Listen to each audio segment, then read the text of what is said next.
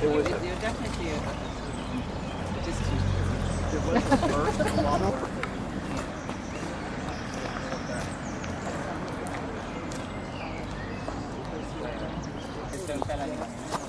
Yes. So, Ambassador, but you should move across and just get the photograph now. And Karen.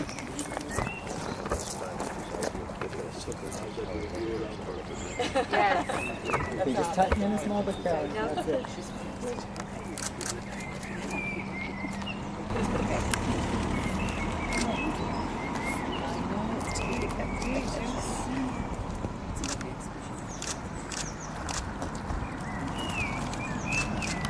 That's great, thank you.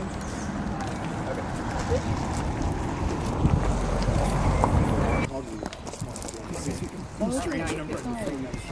No, I was just trying to check.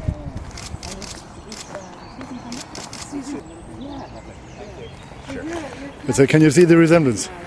No. Well, there is.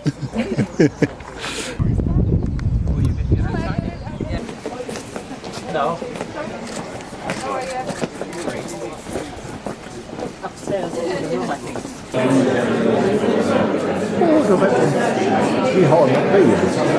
It's the launch of an exhibition from Lady Sligo relating to the famine and the major part that the Browne family played at that time.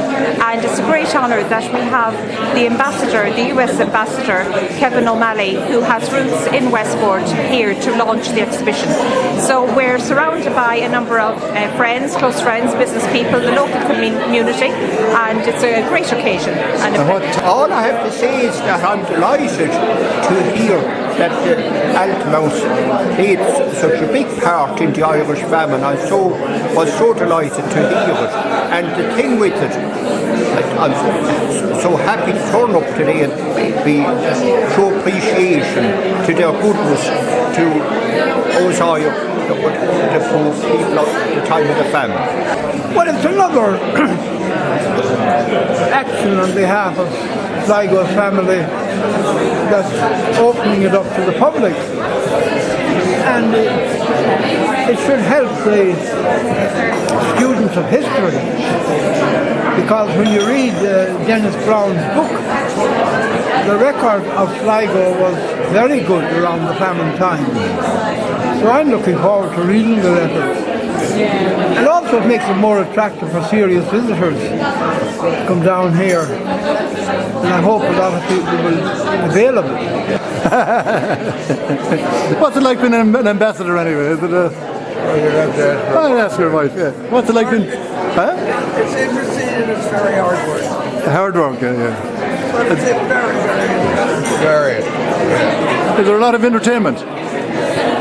That's about 10%. 10%, yeah. What do you like about Ireland and Westport area? And, You want me to be honest? I do, yeah. Everything. Everything, that's good, yeah.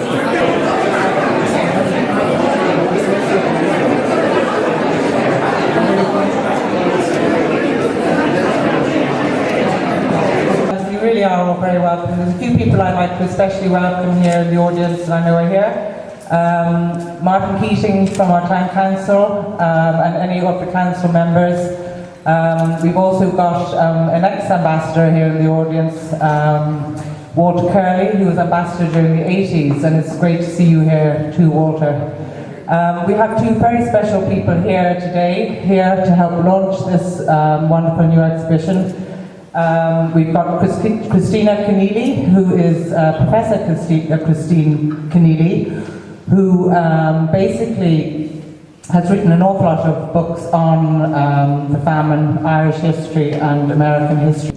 We are also very, very honoured today to have Ambassador Kevin O'Malley, whose paternal grandparents emigrated from the west of Ireland over 100 years ago. My grandfather did mention it briefly in his book, Dennis Sligo, but he didn't really go into it in too much depth.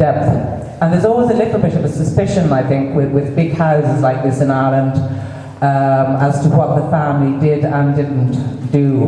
And I think what comes across loud and clear in this wonderful exhibition is that our family did do the right thing. I am delighted to be here to launch the Irish Famine exhibit at Westport House. Irish Great Famine, or its Great Hunger as we often refer to it, ranks among the great tragedies in world history. The famine was a watershed in Irish history. It was also a watershed in American history.